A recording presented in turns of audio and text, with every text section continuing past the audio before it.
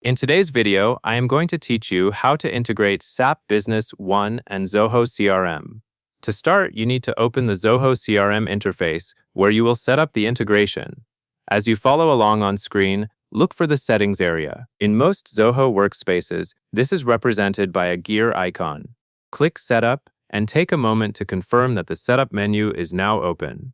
This is an important first step, because it is where all connectors and integrations are managed, so everything that follows depends on being in the correct place. Once you are inside Setup, you are ready to find the marketplace where integration connectors live. Look for the option labeled Marketplace, and then choose All. This helps you view all available integrations instead of limiting yourself to a specific category. On screen, you should see a search experience or a list of products and services. Before you type anything, take a quick look to ensure the search bar is visible, since that is how you will locate the SAP Business One connector. Next, search for SAP Business One.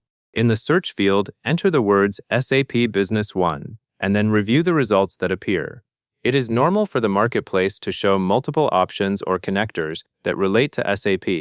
You want the connector that specifically supports SAP Business One, because the integration process, field mapping, and data connections will be tailored to that application. When you see the correct connector in the list, proceed to the next step. After you locate the connector, select it and click Visit Website. This takes you from the marketplace listing to the connector page where you can actually connect and configure the integration. When the website or connector page opens, check that it is the right connector before continuing. You should see an area that allows account connection or setup. This step matters because it is the point where the integration transitions from browsing to actual configuration. Now you will connect your accounts and set up the relationship between the systems. On the connector page, look for options like connecting accounts, authorizing access, or logging in through the SAP and Zoho systems. Follow the prompts carefully and complete the account connection process. During this stage, you may be asked to confirm permissions. The goal is to allow the connector to read the data it needs and write the data it will synchronize.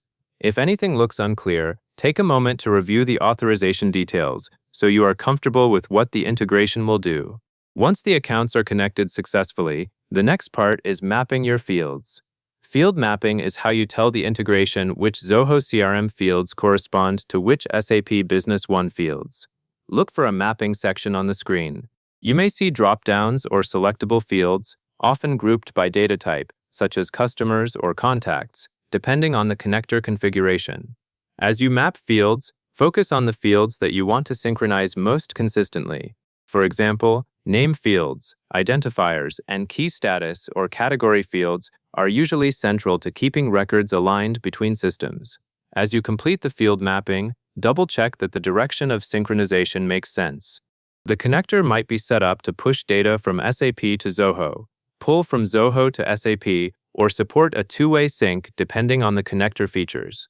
Make sure the mapping supports the workflow you want, because incorrect mapping can cause records to appear in the wrong fields or lead to incomplete data updates. After mapping is complete, review any final confirmations provided on screen. This is where you ensure the connector is fully set up and ready to run. Take a moment to confirm there are no errors or missing required mappings, since most connectors will expect certain fields before they can synchronize properly.